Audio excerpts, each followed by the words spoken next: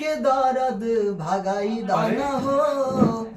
अरे की मती के बाती जराई दाना हो, देही के दर्द भगाई दाना हो, जरेला भक भक राखिले चक चक घर राजा जी, धारा धारा तनी कमार राजा जी, तनी कमार राजा जी, हो धारा धारा तनी कमार राजा जी।